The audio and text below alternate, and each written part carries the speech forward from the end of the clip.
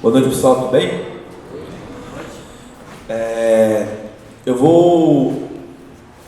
A gente vai falar hoje do tema massa, que é panorama bíblico sobre a justiça social.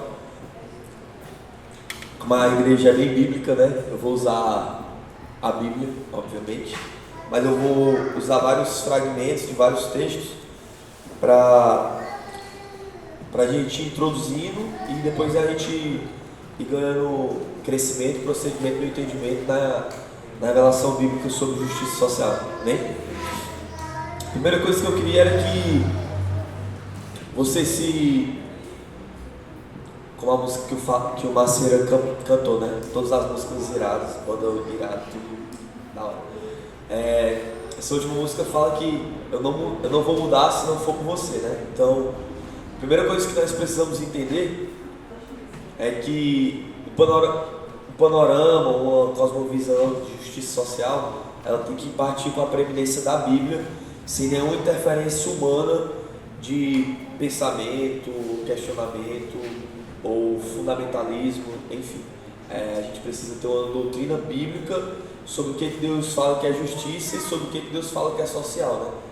Então, a gente vai ver um pouco sobre isso. Então, eu queria que você limitasse suas crenças ao que é bíblico. Amém? Amém? Amém. E se abstesse daquilo que foi construído com relação a direita, esquerda, centro, progressista, não sei o que e tal. Amém. Eu queria que a gente abrisse nossas Bíblias lá em Mateus 9. A base para o debate de hoje sobre o panorama bíblico, sobre a justiça social, a base é a carta de Tiago. É uma carta escrita por volta de 44 depois de Cristo, entre 44 e 50. A carta de Tiago que ele escreveu é uma carta para a igreja cristã judaica perseguida e dispersada pela perseguição do rei Herodes Agripa I. Então, você vai ver ele falando e citando muitas passagens do Antigo Testamento. Você vai ver ele citando por volta de 20 a 30 vezes o Sermão do Monte. Então essa carta ela é muito interessante por conta disso. Ele faz uma contextualização entre a primeira aliança, o Antigo Testamento, a nova aliança. Ele faz uma introdução histórica do que está acontecendo. É contemporâneo, a Bíblia ela continua sendo contemporânea. E basicamente vai estar em Tiago, tudo que a gente vai estudar hoje e outros textos também. Mas eu queria iniciar com Mateus capítulo 9.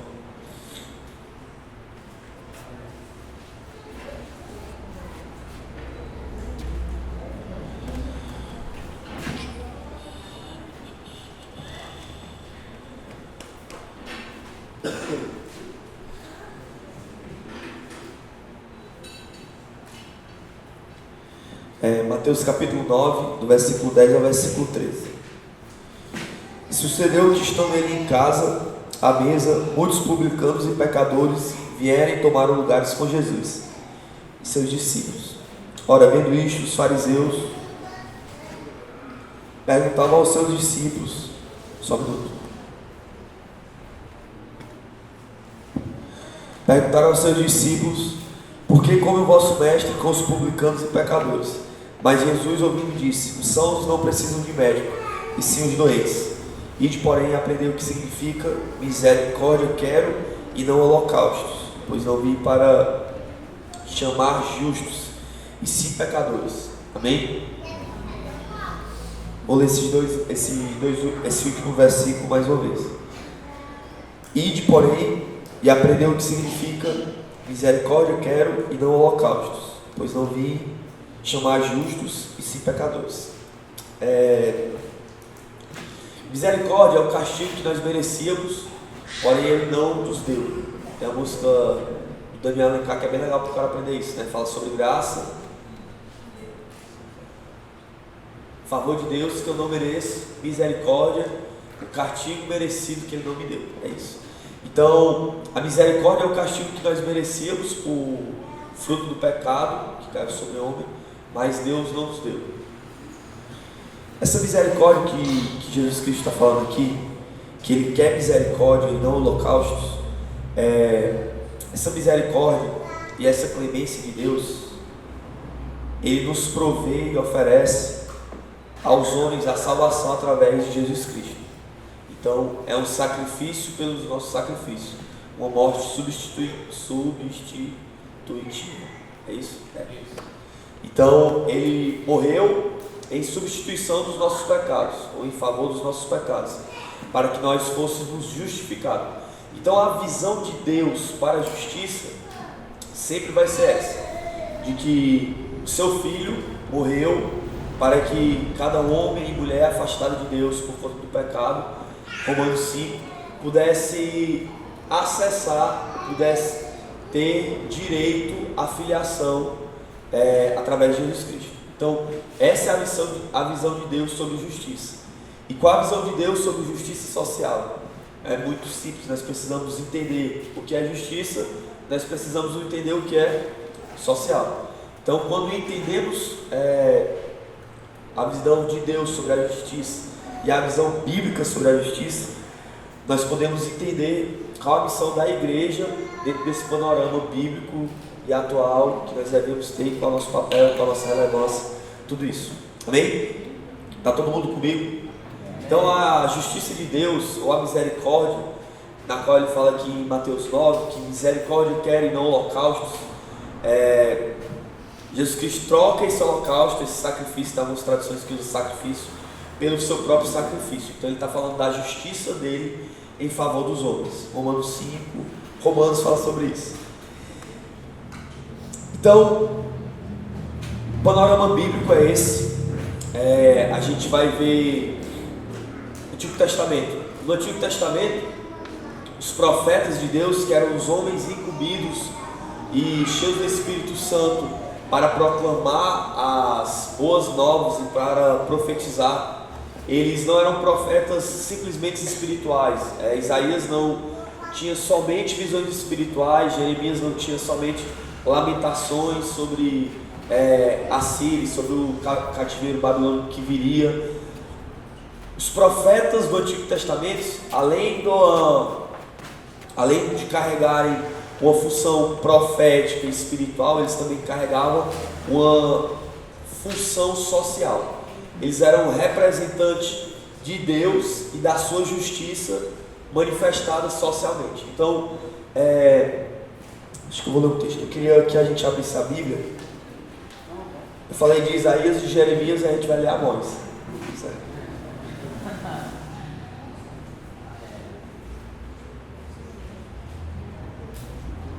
Capítulo 5. É um texto bem pesado, sabe?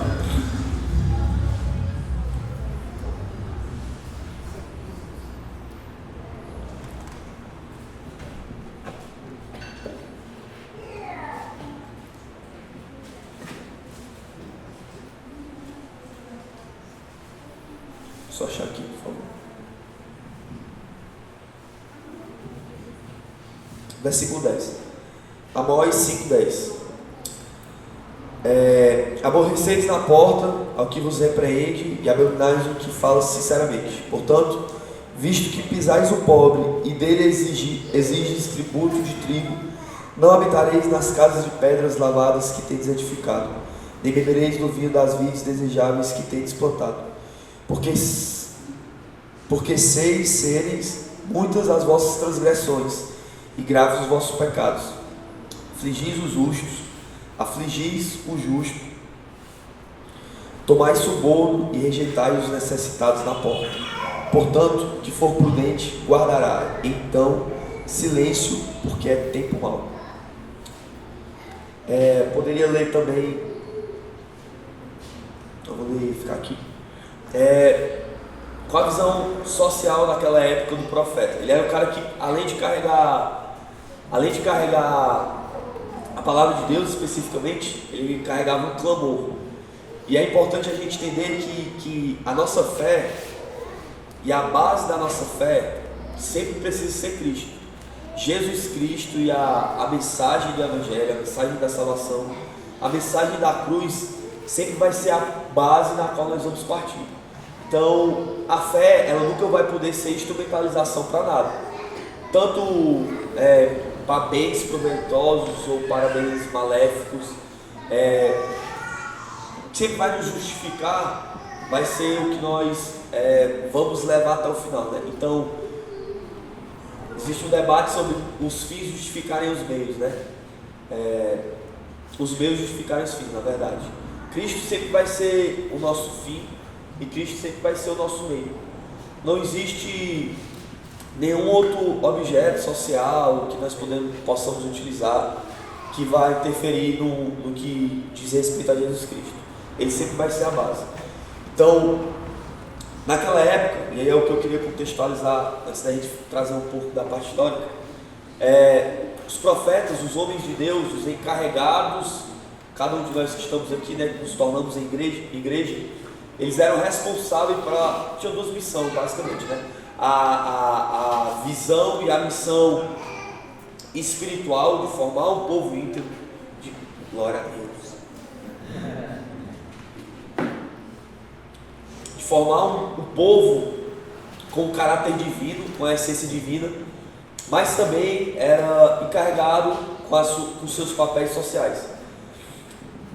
Por que os profetas do Antigo Testamento, diferente dos nossos profetas de hoje, eram perseguidos, eram encarcerados, eram colocados em fossas?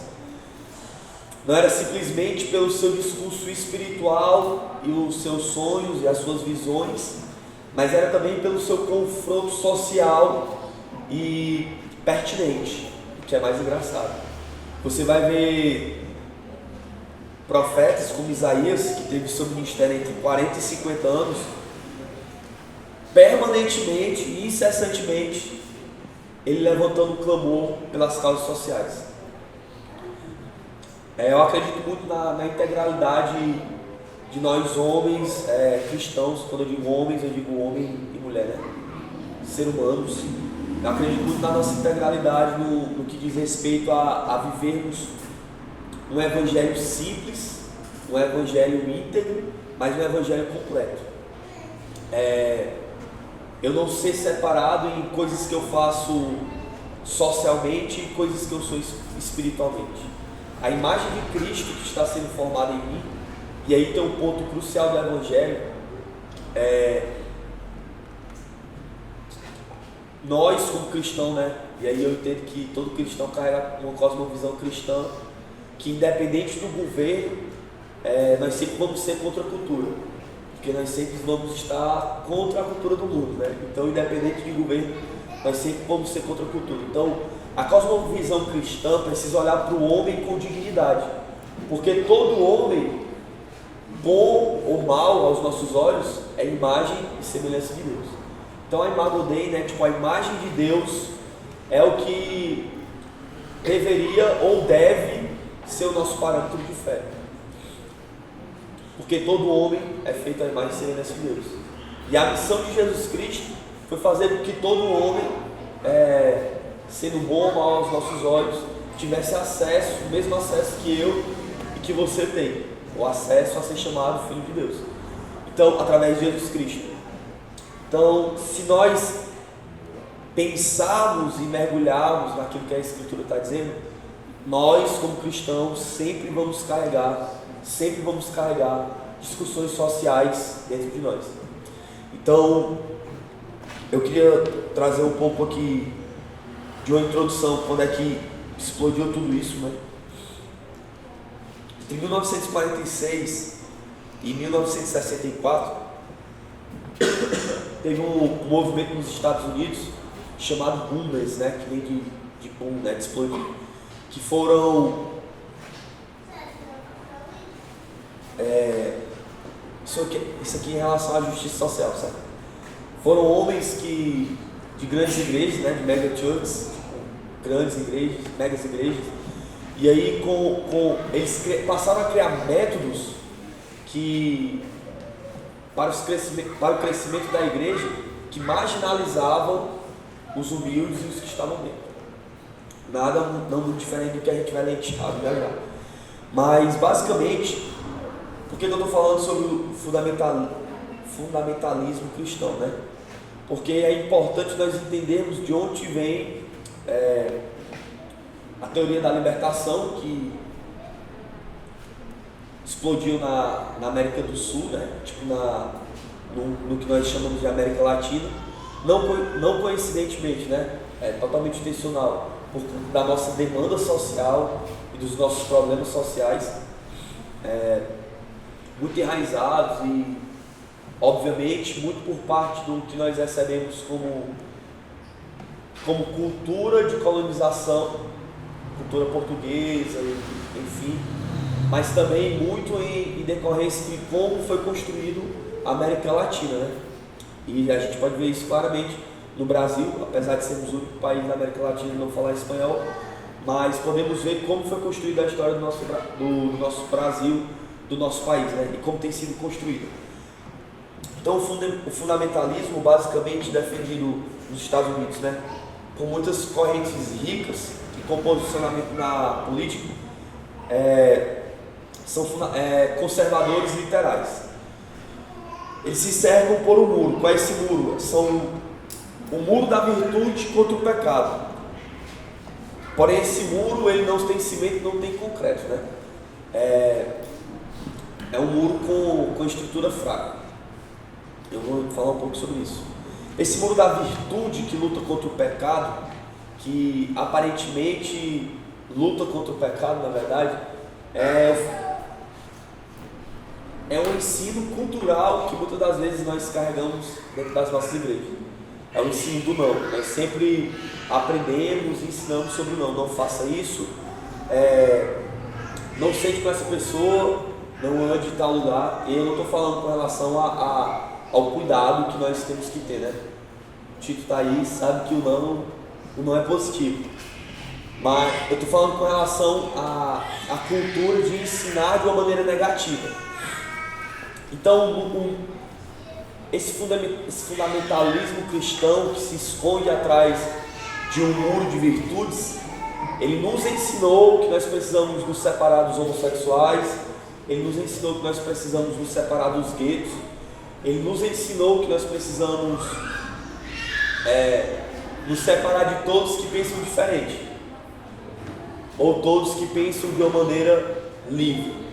E aí a gente vai ver explodindo vários movimentos antecedentes a tudo isso e sucessores a tudo isso, né? O Woodstock, vai rolar todos os movimentos hippie que acontecem, e mais na frente Deus, com toda a sua intenção social de alcançar todo o gueto, toda a minoria e alcançar todos, que isso é muito importante entendermos, alcança os ricos através Green. Primeiro nome dele eu esqueci. Keith Green. E aí alcança os hippies que eram marginalizados pelas grandes igrejas, que passaram a se encontrar nos grandes campos, nas praças, e eram batizados como se fosse aqui no Brasil, no Planalto. Os caras eram batizados e, enfim. Então Deus sempre está observando o que está sendo construído socialmente. Por quê? Porque nós como igrejas somos sociais. Nós como indivíduos somos sociais. Então nós como indivíduos temos esse papel dentro de tudo isso que acontece. Então a justiça de Deus, a justiça divina sempre vai apontar para oferecer o sacrifício de Jesus Cristo. Em contrapartida a esse movimento fundamentalista, né, a teologia clássica ela foi rompida e fragmentada, e aí surge a teologia da libertação, aqui no Brasil muito forte com Leonardo Boff, e o mundo passa a se quebrar com esse fundamentalismo, né? A gente vai ver isso em tudo, né? O plano de fundo, né, o background que Deus sempre está construindo, Deus sempre vai se comunicar com a cidade, Deus sempre vai se comunicar com a sociedade a partir da sua igreja.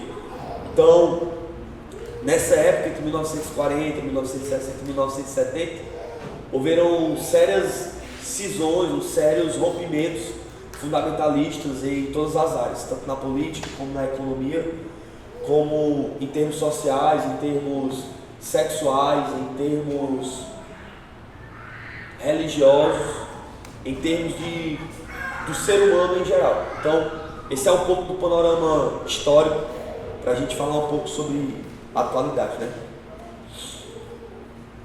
Está todo mundo comigo ainda? Amém?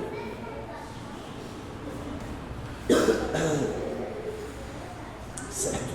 Então a justiça de Deus sempre vai ser a base. Falando sobre isso, sobre fundamentalismo e sobre, como é que eu botei aqui? Libertacionalismo. Acho que é isso mesmo. É isso. Sobre uma teologia mais fundamentalista e clássica, e uma teologia que aqui no Brasil ficou muito forte com a TMI, né? Com a teologia da missão integral. Mas que nunca pode ser instrumentalização para nada. Tipo, a nossa fé, a minha fé, a sua fé, a base dela é Jesus Cristo. E a missão de Jesus Cristo é para todos os povos, para todos os guetos, para todas as maiorias, mas também se estende para o homem rico, para o homem abastado, para o homem latifundiário, enfim, para o empresário. Porque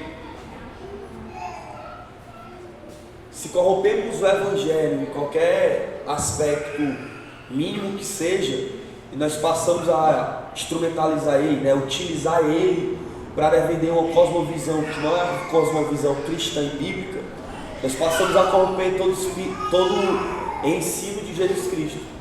Então, quando é até uma expressão forte, enfim, mas quando eu passo a estuprar textos, eu passo a forçar textos para que eles tenham uma hermenêutica, para que eles tenham uma exegese daquilo que eu defendo, eu tiro a clareza e as solas escrituras e eu coloco aquilo que é meu, eu coloco a minha impressão naquilo que eu estou querendo expor.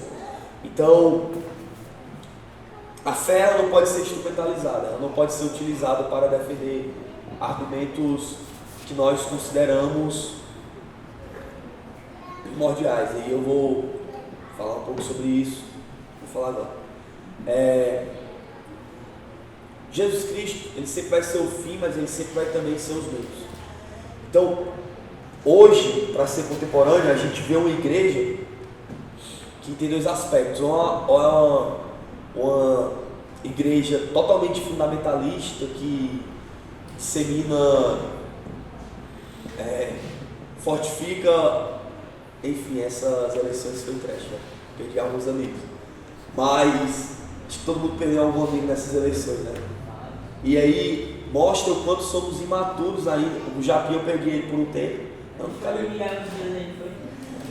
Mas aí mostra o quanto nós ainda somos imaturos, tanto no conhecimento bíblico, como no conhecimento do que é ser igreja, e no nosso papel como igreja. Se o teu candidato se torna maior do que Cristo, é idolatria, e toda idolatria te afasta de Deus. Se o teu posicionamento político é maior do que o cristianismo, é maior do que suportar o teu irmão, apesar, não vou perguntar que foi que votou não, apesar do teu candidato, se o suportar teu irmão não é suficiente a esse ponto, ou o que nós defendemos é maior do que o cristianismo, ou eu não sou cristão. E aí a gente chama isso de quê? Abandonar a fé é apostasia. Então, nós estamos apostatando da fé sem percebermos. Ou nós não estamos vivendo uma fé genuína, ou nós estamos trocando ela por qualquer ismo que colocamos no final. Socialismo, progressismo, comunismo, fundamentalismo, enfim, poderia falar aqui 7 ismos. Então precisamos entender que Cristo e aquilo que ele pensa como justiça social, sem ser manipulado, sempre vai ser o foco da nossa vida cristã. Então, eu estou lendo um livro que está mexendo muito comigo, porque é um livro simples, lógico, né? Simplesmente Crente, o nome do livro, então é um livro simples. E ele, algumas coisas eu pensei, escrevi sobre isso, pensando sobre o que eu li. Ele fala coisas bem simples, sabe? O nosso papel social, e aí eu voltando um pouco para a década de 40, 50, 60, 70, que foi quando tudo explodiu, naquela época os métodos sempre foram muito grandes. Ainda hoje a gente pensa um pouco assim, a gente sempre quer fazer uma parada que seja vista, que tenha alcance, que tenha proporções grandes, quando na verdade a maneira mais simples de nós disseminarmos o vírus, ou qualquer que seja uma doença, é através de quê? De um indivíduo, do simples. Então, eu poderia muito bem criar uma bomba e jogar uma bomba para disseminar um determinado tipo de vírus. Mas pense aí na logística de fazer a bomba, fazer a logística de levar a bomba, fazer ensaios destrutivos da bomba, saber como essa bomba vai se comportar. Estou querendo só fazer uma comparação com o que se cria de métodos e de programas para se alcançar todos, e o que basicamente depende de nós para iniciar. Se eu tenho uma gripe, lá em casa sempre acontece isso. Se a minha filha fica gripada no colégio, aí eu pego a gripe, aí ela fica curada da gripe, aí a minha esposa pega a gripe. Aí eu fico curado, aí a minha filha pega a gripe, aí daqui a pouco tá todo mundo gripado lá em casa, mas ninguém nunca fica curado da gripe lá em casa. Então, por quê? Porque o simples, o estar perto, é a maneira mais fácil de você contaminar qualquer coisa. Então, socialmente falando, a maneira como nós precisamos lidar. Meu Deus, alguém professor de português vai me ajudar. Lá na igreja tem a Giovana, que toda vida que eu trago alguma coisa de português ela me ajuda. A maneira como nós devemos nos dar, é isso aí. A maneira como nós devemos nos dar com o nosso social é praticando a justiça um a um, primeiramente. O ensinamento de Jesus Cristo é amar o teu próximo como a ti mesmo. Não é amar os teus próximos, no plural, como a ti mesmo. Eu entendo isso, basicamente, o meu próximo é o que vem depois de mim, né? Na verdade. Então, o que vem depois de mim sempre vai ser importante tanto quanto a mim, então, tanto quanto eu, né? Então ele é mais importante naquele aspecto do que eu. Então, a gente vai ver isso em Tiago, a carta de Tiago é muito massa por conta disso.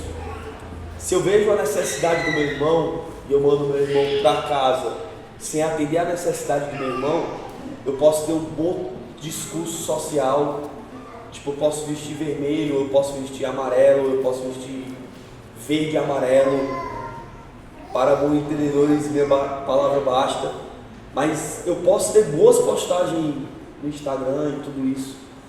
Mas se eu sei da necessidade do meu irmão e eu despeço ele, né? Tipo, ele vai para a casa dele, eu dou um tchau para ele, sem me preocupar em atender a necessidade dele,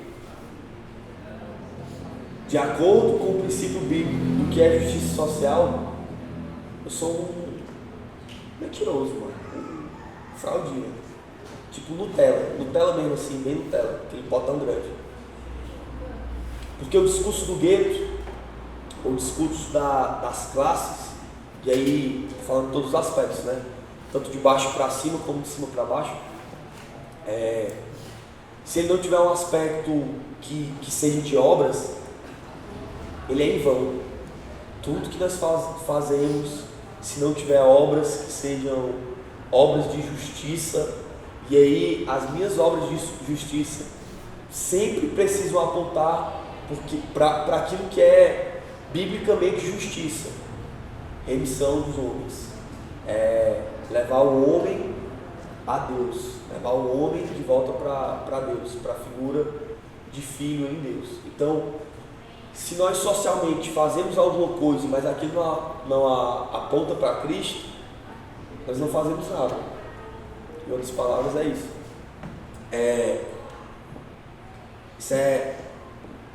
Nós podemos três coisas, né? Assistência social, ação social e justiça social.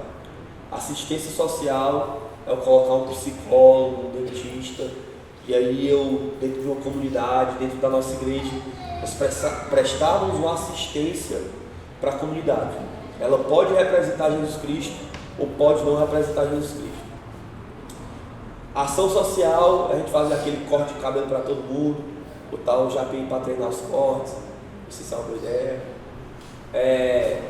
Fazer momentos de aferição de pressão, momentos de... Enfim, essas paradas que são ações sociais, que a Verdes Mares também faz, né? Então, nós podemos fazer isso? Podemos. Vai impactar a comunidade? Vai, obviamente. Vão ser ações que vão sustentar alguma coisa? Não. Pode representar Jesus Cristo? Pode. Se for pessoal, se for de mim para a pessoa. Estou cortando o cabelo do cara, estou trocando ideia massa com o cara. Assistência, ação e justiça. A justiça social sempre vai transformar o homem. E aí o mais importante que nós precisamos entender isso urgentemente para a igreja. Pobreza e riqueza não tem a ver com condição social. Pobreza e riqueza no reino espiritual tem a ver com a condição de o quanto de Cristo eu tenho em mim, o quanto de riqueza dos céus eu tenho em mim. Então eu posso ser um marginalizado, eu posso ser pobre, mas eu posso ter sido alcançado pela justiça de Deus. E esse é o nosso papel como igreja no aspecto de justiça social. Fazer com que homens, mulheres, pretos, pobres, ricos, médicos, engenheiros, skatistas, cantores de rap, cantores de MPB, cantores de forró, escutam misericórdia aí, gente. Todos sejam alcançados pela justiça de Deus. Esse é o nosso papel social. O nosso papel social, e aí Tiago vai dar uma cacetada, eu vou entrar no texto de Tiago, nunca pode ser gerar novos guetos. E tipo, a igreja não pode gerar novos guetos. Tipo, eu sou uma igreja de preto, ou eu sou uma igreja de pobre, ou eu sou uma igreja de rico, ou Deus me deu uma visão para uma igreja, nós que somos urbanos, né? Tipo, Deus me deu uma igreja só para tatuados e skinheads, sei lá. Seria isso combina na mesma igreja, sei lá. Punks e skinheads na mesma igreja. Tipo, eu não posso gerar novos gays, porque o reino de Deus, ele não segmenta. O reino de Deus, ele faz o quê? Ele nos junta. Deus não nos morreu para nos fazer vários. Ele morreu para nos fazer um. Então, o conceito bíblico sobre justiça social nunca vai ser segmentar, sempre vai ser juntar. Aí é uma facada que está doendo muito no meu coração esses dias, né? Se estamos nos distanciando do diferente, nós somos pior tanto quanto. Tipo, se eu me distancio do Japinha porque o Japinha voltou no Haddad, foi mal, Japinha. Tipo, se eu me distancio dele por conta disso, eu sou pior tanto quanto.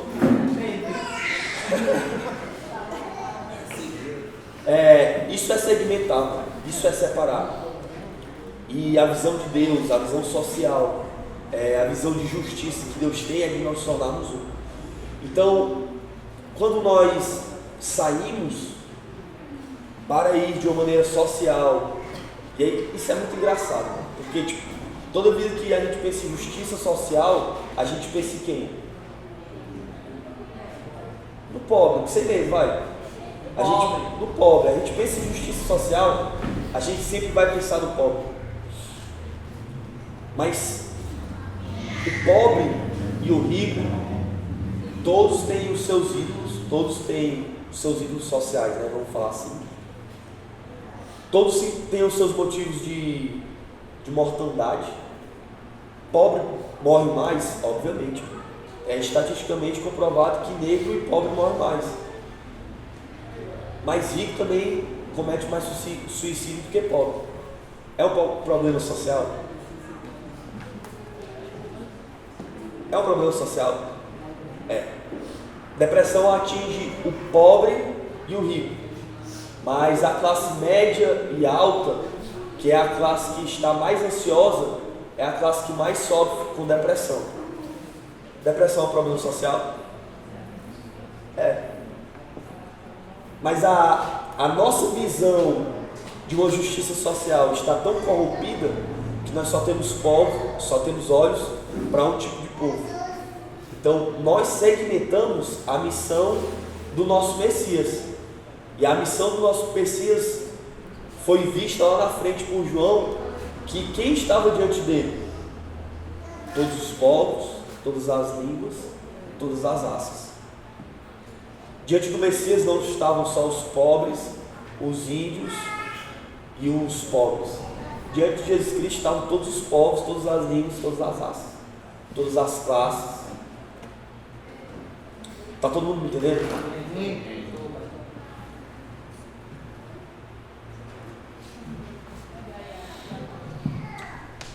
Então nós como igreja, e aí é uma coisa que eu sempre pensei sobre isso, eu gosto muito de dois autores, John Stott e Timothy Keller, né? São dois caras assim que eu sou apaixonado, porque ambos são muito duros no que falam, mas são muito equilibrados. Então, a ideia de uma igreja saudável que cumpre a sua missão de justiça social, ela sempre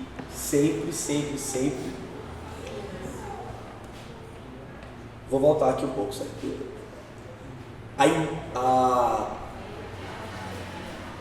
O que nós fazemos como justiça social sempre vai ser uma imagem daquilo que somos como igreja, é isso. Eu entro na igreja da FP e eu acho massa, e eu me sinto muito tranquilo, porque eu sei que vai ser uma igreja que um dia a gente pode ter um cara cantando rap na hora do culto, no outro dia eu posso ter um conjunto das senhoras, e no outro dia eu sei que eu posso ter o Maceira tocando aqui lindamente. A minha esposa, eu acho que gravou todas as músicas. Eu gosto de uma parada mais pesada, ela gosta dessa parada mais soft, tá? Então, porque isso, mano, é fundamental e crucial para o conceito de igreja. Nós não podemos ficar atrás de um muro fundamentalista ou um muro de virtudes em que todo mundo é quadrado, todo mundo é tijolo, né? O movimento mosaico fala muito sobre isso. Deus, quando nos criou, Ele não nos criou igual uma parede de tijolo, em que todos os tijolos são esteticamente iguais. Ele nos criou como aquele negócio das capelas, abóbolas, sei lá, alguma coisa desse tipo. Vitrais, pronto, mais fácil, né? Vitrais das grandes catedrais, que cada azul tem um tom de azul, cada peça tem uma forma diferente, cada espelho ou cada vidro daquele tem um brilho diferente, ó, com a incidência da luz. E se tem uma intensidade diferente, é porque nós somos diferentes. Então, a coisa mais incrível que se tem dentro de uma igreja não é a uniformidade, é o quê? Diversidade. Se você pega os 12 de Jesus Cristo, você tem 12 caras que você fica assim, mancha. Então, eu comprei o livro do Kessel, né? Da Kessel, falando sobre os 12 discípulos, não do MacArthur. Tipo, são os 12 discípulos, ele vai trazer um panorama do que os caras defendiam politicamente, de como os caras eram emocionalmente, enfim. E tipo, você vê os 12 de Jesus Cristo, mano, tipo, meu Deus, mano, era do cara que voltava no Bozo até o cara que era PT todinho e tal, e, tipo, cada um tinha uma visão diferente, tá ligado? Mas todos eles eram um em Jesus Cristo. Jesus Cristo, quando está orando lá em João 14, 15, 16, o discurso dele é esse. Tipo, eu vou morrer para que vocês sejam o quê? Um, não que vocês sejam cada um defendendo o que vocês acreditam que é certo e eu em segundo plano. Que é hoje basicamente o que a gente vê. Tipo, você vê mais o cara defendendo o que ele compreende como justiça social do que o Cristo que ele carrega e precisa carregar socialmente. Não sei se eu consegui ser claro, todo mundo entendeu? É tipo, eu falo mais no meu discurso daquilo que eu entendo e a música do Maceira fala sobre isso. Tipo, eu não vou mudar se não for por ele. Se for por ele, eu tenho que mudar. Porque o cristianismo não fala sobre o meu comodismo espiritual, tipo, não fala sobre o meu comodismo social também. Fala sobre ser inconformado, mano. E se primeiramente Jesus Cristo não me mexer, não me mover, se nós não estivermos abertos para mudanças que vão partir em nós jamais vamos mudar aquilo que nós entendemos de mundo, né? Pequeno mundo, grande mundo, cidade. Tipo, eu não sei qual é o tamanho que você vê o seu mundo, né?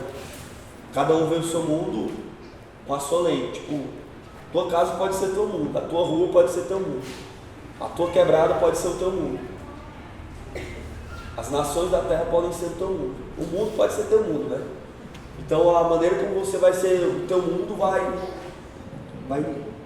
vai te influenciar a viver o Cristo que está no social, ou que sai de tipo social, né? Para aquilo que tu vive na tua vida cotidiana. Amém? Eu vou ler Romanos 5 só para mim colocar um ponto nesse pensamento que eu estava falando aqui. Hoje eu confesso que eu estou muito mais de ensino do que... Mas estou bem. Romanos 5,18. Romanos 5 que vai falar sobre Adão e Cristo, né? No meio de um homem entrou o pecado na terra, e tal. Pênis, ares, parada toda aqui. E ele diz assim, ó: porque assim como por uma só ofensa veio o juízo sobre todos os homens para condenação, assim também por um só ato de justiça, esse que é doido, veio a graça sobre todos os homens para a justificação que dá vida. Tudo que eu falei se resume nesse versículo aqui. Um só ato de justiça, para quê? Para que a graça estivesse sobre... Na minha Bíblia tem todos os homens, ó. A Bíblia de vocês está a mesma coisa? Massa. Então o que eu estou falando está certo, né? Para a justificação que dá o quê? Vida. Então, aqui está 3 coisinhas importantes sobre a justiça. Tema, panorama bíblico sobre a justiça social. Bastou um ato de justiça, que foi o de Deus, para que todos os homens alcançassem, tivessem acesso, para que todos eles tivessem vida. O cara que é pobre vive... Eu já me deparei... É isso aí. Precisa mexer na gente, sabe? Eu já me deparei com pobreza extrema, tipo, servir em missão. E não é uma coisa suportável. Tipo, se você é cristão, se você entra numa parada assim, tipo numa Cracolândia, se você vai numa periferia que teu Vans vai se sujar, tipo... Se você olha para aquilo, mano, e você não se treme por dentro, ou tipo, se isso só gera em você um discurso de ódio, porque as classes oprimem, tipo, mas se aquilo não mexe espiritualmente e você não sente um amor desesperado por aquelas pessoas, a gente está vivendo uma mentira. Porque é impossível você entrar no gueto ou numa Cracolândia e você vê o semelhante seu, um irmão teu, e você não ser compelido, mano, a no mínimo chorar, mano. Impossível, mano. Você dizer que é cristão e conviver com esse tipo de coisa. É impossível. Do mesmo jeito que é isso que é louco na nossa cabeça. Você entrar nos locais mais altos da sociedade e ver homens cometendo suicídio, tendo aparentemente tudo e deixando suas famílias por conta da figura carentes de um vazio enorme. Se você chora mais pelo pobre que passa fome do que pelo rico que se mata, nós precisamos reavaliar o nosso cristianismo também. A justiça de Deus, Romanos 5,19, 5,18 e 19, não é para classes específicas. A justiça de Deus é para quem?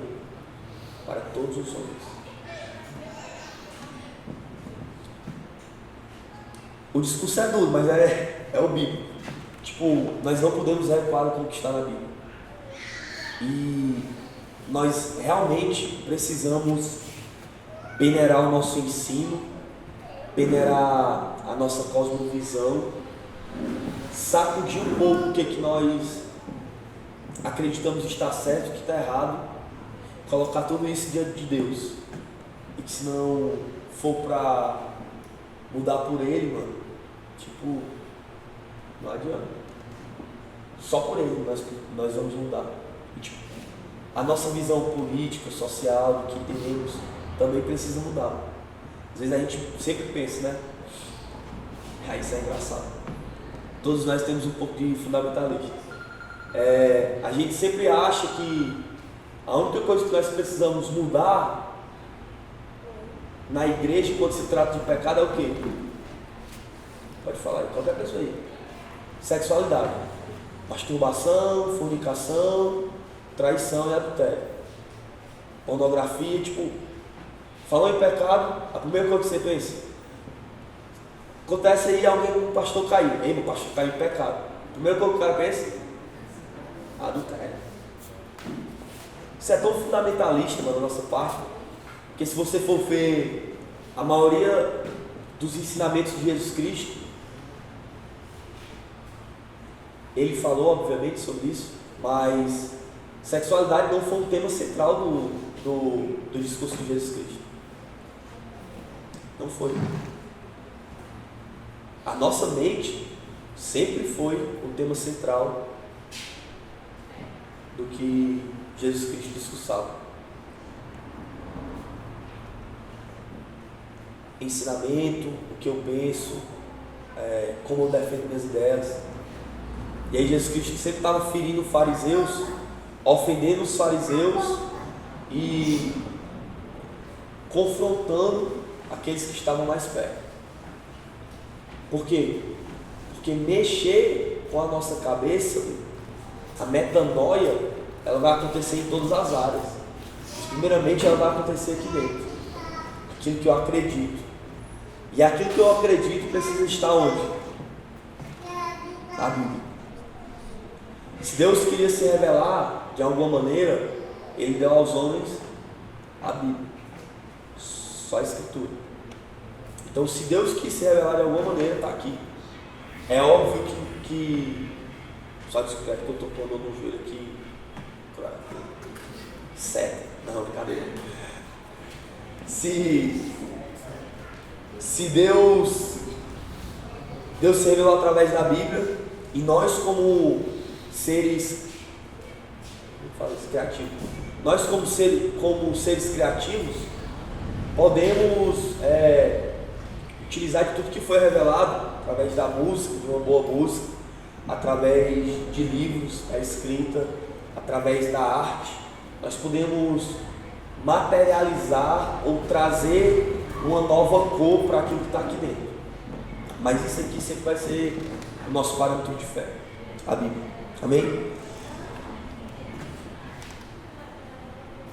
Então, uma coisa que precisa estar nos púlpitos da nossa igreja é o seguinte. É uma pergunta aí que eu vou deixar para cada um de nós pensarmos e colocarmos isso aqui na nossa balança de pensamento social, né? Nós, como cristãos, devemos tratar bem o escravo ou lutar para emancipá-lo? Aí você pensa o que você acha na sua cabeça, você coloca diante de Deus e você vai conversar com Deus. Por que eu falo isso?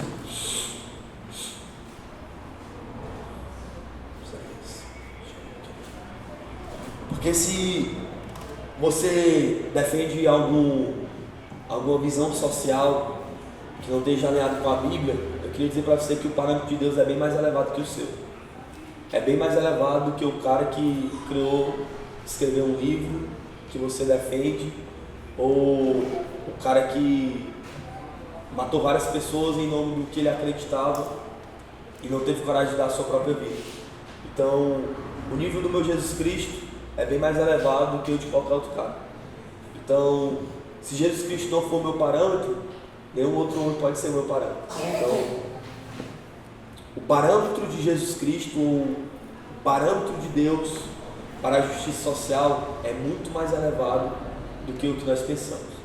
Então, a primeira primícia, ou o primeiro argumento para a gente se livrar daquilo que nós acreditamos em termos sociais, independente do que nós pensamos, se eu sou fundamentalista, se eu sou progressista, né? Liberal, independente do que você seja, independente do que você se auto-rotula ou do que rotula você, eu queria dizer que o parâmetro de Deus é bem mais elevado. E se o parâmetro de Deus é bem mais elevado, Paulo escreve que nós precisamos perseverar até que nós alcancemos essa estatura perfeita. De quem? De Cristo. Posso escutar uma amém da igreja aí? Amém. Oh, glória. Essa igreja tem por glória. Dá glória. Isaías 58, 6 ao 12. Japinha. Esse texto aqui é um texto bem conhecido. Acho que quem é crente há mais de 10 anos conhece esse texto. Isaías 58 vai falar sobre a observância do jejum, sobre a observância do sábado. Ixi, doido, tem que acabar a fumar aí. Sobre a observância do jejum, a observância do sábado e tal, diz o seguinte: Isaías 58, do 6 ao 12. Porventura não é este o jejum? Eu vou voltar, vou ler do 5. Seria este o jejum que eu escolhi, que o homem um dia aflige a sua alma, incline a sua cabeça sobre como junco e estende debaixo de si pano de saco e cinza? Chamaria tu a isto jejum e dia aceitável ao Senhor? Porventura não é este o jejum que eu escolhi, que solte as ligaduras da impiedade, desfaça as ataduras da servidão, deixe livres os oprimidos e despedace todo jugo? Porventura não é também que repartas o teu pão com o faminto e recolhas em casa os pobres desabrigados? Se vires o nu, cubras e não te escondas do teu semelhante? Então romperá a tua luz como a alva, a tua cura brotará sem detença, a tua justiça, a tua o quê? Justiça irá adiante de ti, e a glória do Senhor será a tua retaguarda. O parâmetro de Deus para a justiça é bem claro, né? Agora resta-nos viver, né? Tiago, e agora que ia começar a palavra, né? Tiago,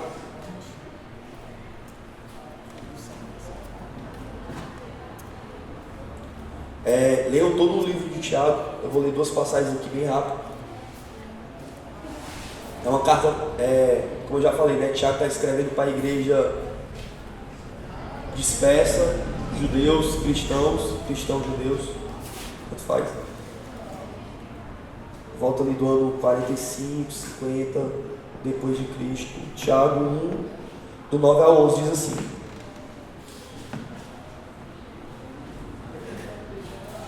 o equilíbrio, né? Fala sobre equilíbrio. Foi Tiago. Tiago 1, do 9 a 11. O irmão, porém de condição humilde, glorie-se da sua dignidade, e o rico na sua insignificância, porque ele passará como a flor da erva. Porque o sol se levanta com seu ardente calor, e a erva seca, e a sua flor cai, e desaparece a formosura do seu aspecto. Assim também se puxará o rico em seus caminhos. Então o que Jesus Cristo está dizendo? O pobre, pare de se colocar numa situação de vitimização social. O pobre se gloria do quê? da sua dignidade.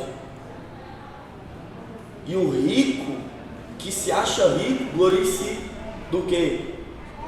Da sua insignificância.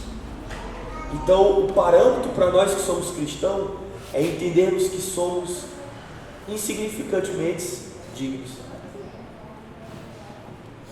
Nós não merecíamos, e aí voltamos para a justiça de Deus.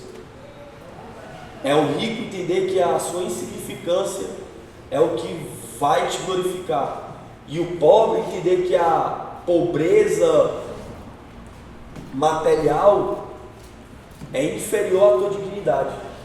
Então nós somos insignificantes, obrigado, dignos, insignificantemente dignos, é isso.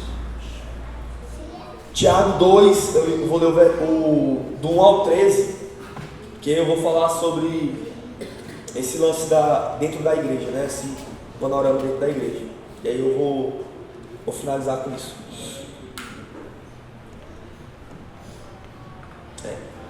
Meus irmãos, não tenhais a fé em nosso Senhor Jesus Cristo, Senhor da glória, em acepção de pessoas. Acepção de pessoas no geral aqui, todos. Se, portanto, entrar na vossa sinagoga algum homem com anel de ouro nos dedos, em traje de luxo, e entrar também algum pobre andrajoso, e tratardes com deferência, na Bíblia tem deferência, viu?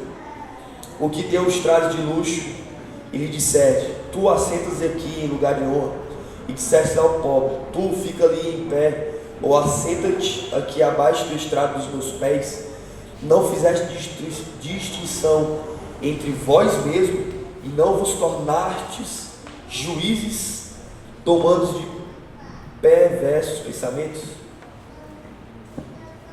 Ouve, meus amados irmãos, não escolheu Deus os que para o mundo são pobres, para serem ricos em fé e herdeiros do reino que Ele prometeu aos que vos amam? Entretanto, vós outros menosprezaste o pobre. Não são os ricos que vos oprimem, aqui ó, PT, Tiago. Não são os ricos que vos oprimem, não são eles que vos arrastam para tribunais? Não são eles os que blasfemam o bom nome que sobre vós foi invocado? Se vós, contudo, observais a lei e rege segundo a Escritura: amarás o teu próximo como a ti mesmo, fazei bem, se todavia fazeis amarás o teu próximo como a ti mesmo, fazei bem, se todavia fazeis acepção de pessoas, cometei pecados, sendo arguidos pela lei como transgressores. Pois qualquer que guarda toda a lei, mas tropeça em um só ponto, se torna culpado de todos. Porquanto aquele que disse: não adulterarás, também ordenou: não matarás. Ora, se não adulteras, porém matas, vens a ser transgressor da lei. Falar de tal maneira e de tal maneira procedei com aquele que hão de ser julgados pela lei da liberdade. Porque o juízo é sem misericórdia para com aquele que não usou de misericórdia. A misericórdia triunfa sobre o juízo. Amém?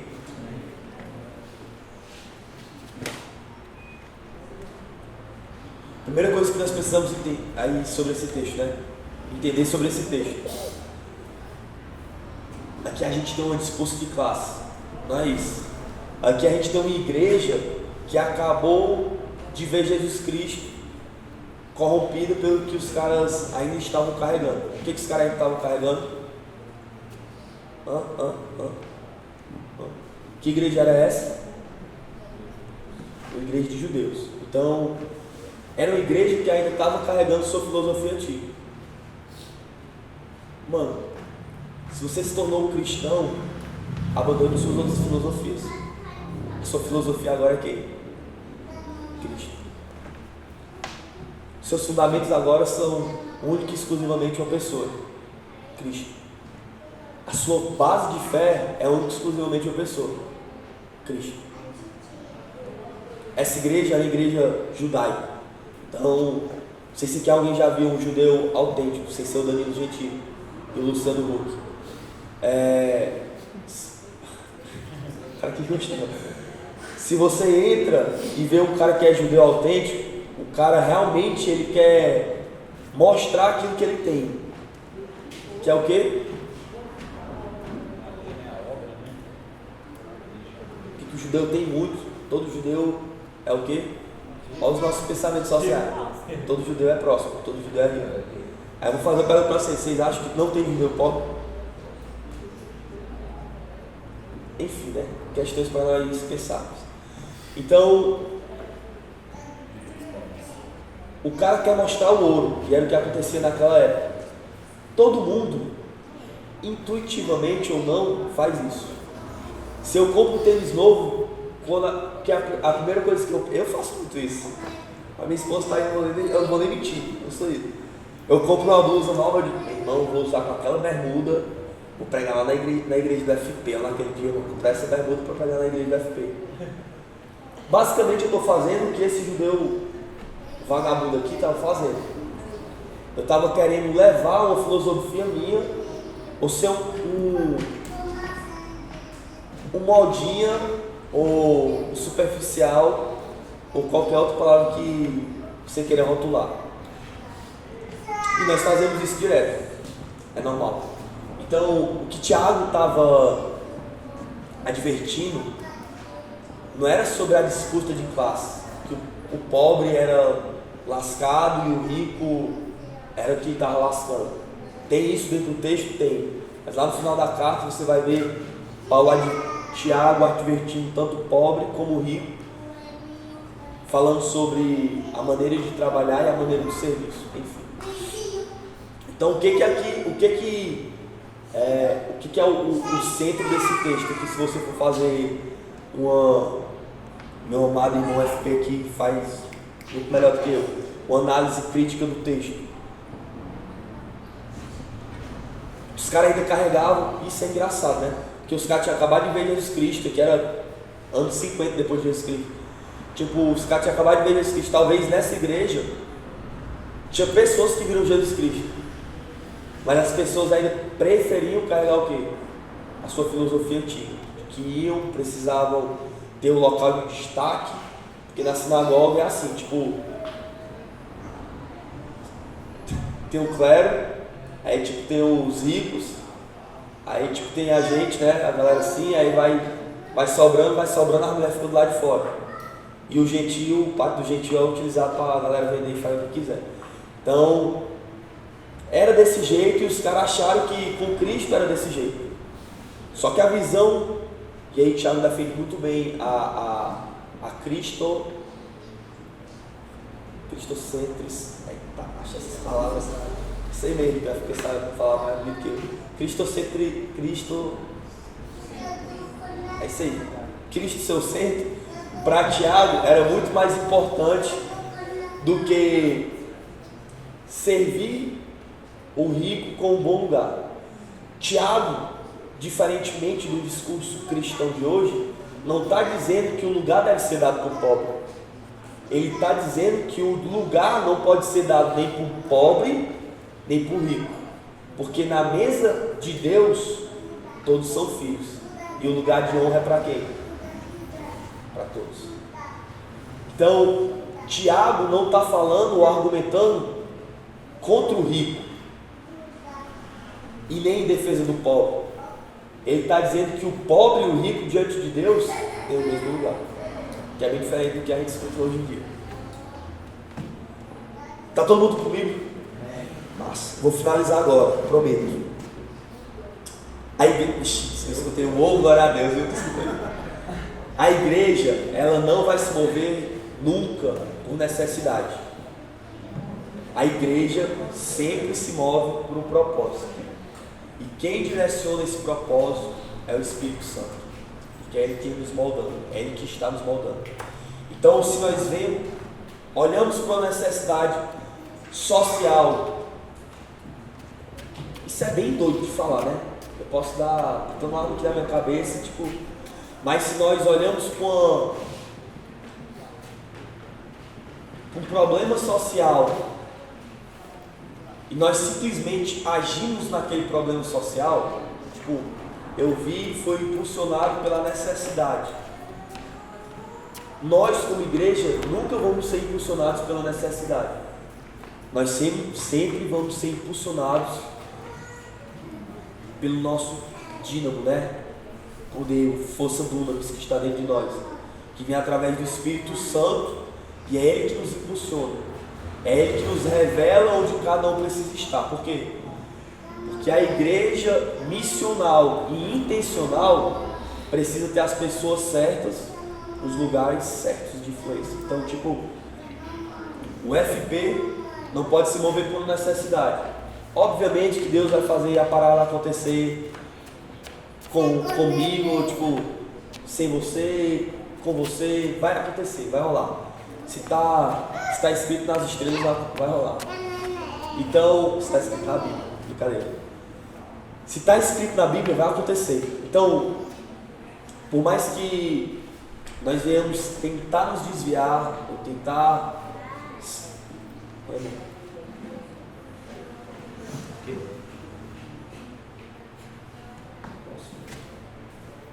Se eu demorar aí é por conta dela, viu? Então, nós nunca vamos nos mover por uma necessidade social. Nós sempre vamos nos mover por um propósito social despertado na igreja pelo Espírito Santo. Amém? Aí é onde eu vou finalizar, certo? Continuação do capítulo 2, 14. Meus irmãos, qual é o proveito se alguém disser que tem fé, mas não tiver obras? Pode acaso semelhante fé salvá-lo? Se o irmão ou a irmã estiverem carecidos de roupa e necessitados do alimento cotidiano, e qualquer dentre vós lhe disser: ide em paz, aquecei-vos e fartai-vos, sem contudo lhe dar o necessário para o corpo, qual é o proveito disso? Assim também a fé, se não tiver obras por si só está morta. Mas alguém dirá: tu tens fé e eu tenho obras. Mostra-me as tuas fés e as obras, e eu com as obras te mostrarei a minha fé. Crês tu que Deus é um só? Fazes bem. Até os demônios creem e tremem. Queres, pois, ficar certo o homem insensato de que a fé sem obras é inoperante? Não foi por obras que Abraão, nosso pai, foi justificado quando ofereceu sobre a tal próprio filho Isaque? Veis como a fé opera juntamente com as suas obras. Com efeito, foi pelas obras que a fé se consumou, e se cumpriu a Escritura, a qual diz: ora, Abraão creu em Deus, e nisso foi-lhes imputado como justiça. Então, se nós temos fé da justiça de Deus, nós sempre teremos obras que apontam para a justiça de Deus. E se essas obras estão inseridas nas nossas comunidades, através de um projeto social, através de um avivamento sustentável, através de oração, discipulado, se isso está inserido dentro das nossas comunidades, dentro das nossas universidades, através e unicamente direcionando para Jesus Cristo, sendo um canal de justificação em Jesus Cristo, sim, nós estamos bem. Mas se nós temos um discurso, discurso elitista, ou um discurso, não vou dizer vitimista, que vai parecer que eu estou sendo, mas um discurso de segmentação, um discurso de apartheid, separando. Se eu tenho esse tipo de discurso, nós precisamos rever o nosso conceito bíblico de justiça social. Nós servimos o mundo, e o mundo é o nosso campo missionário. Qual mundo? O mundo. FP, manhã, cidade de frente com o bancário. Se a primeira coisa que sair, o bancário, estou dizendo, o cara dono da Ambev, esqueci o nome do cara, os caras mais ricos do Brasil. E aí, se o primeiro discurso que sai da boca do FP é o discurso você é um fascista, você está oprimindo as classes humildes do Brasil. Se esse for o primeiro discurso do FP, que aí eu estou dizendo que é só um exemplo, o que tu defende se tornou maior do que o teu discurso de fé. O teu discurso de obra, o que tu tem que fazer, se tornou maior do que o teu discurso de fé. E cristão saudável, igreja saudável, sempre vai ter equilíbrio. Então, se eu me encontro com um cara desse, a primeira coisa que eu vou falar é sobre o quê? É Cristo. Como eu vou falar? Ah, meu amigo, aí depende da sua criatividade. Mas ele sempre vai ser o centro da nossa justiça. Então, eu espero que eu tenha contribuído alguma coisinha aí, né? Tipo, quando eu estava estudando, minha cabeça estava explodindo várias coisas, vários conflitos também. Eu tenho um posicionamento político, eu vou falar sobre isso, senão, cara aí. Mas eu tenho um posicionamento político neutro em relação a algumas questões, mas eu não sou progressista, acho que, aí eu não vou dar minha opinião não. Mas é isso, fechando os olhos aí, eu queria só orar. Amém? Jesus nos leva para o centro da tua vontade e que se for para mudar, Pai, nós queremos mudar por Ti. Nós não queremos mudar por nenhum outro que não seja por Você.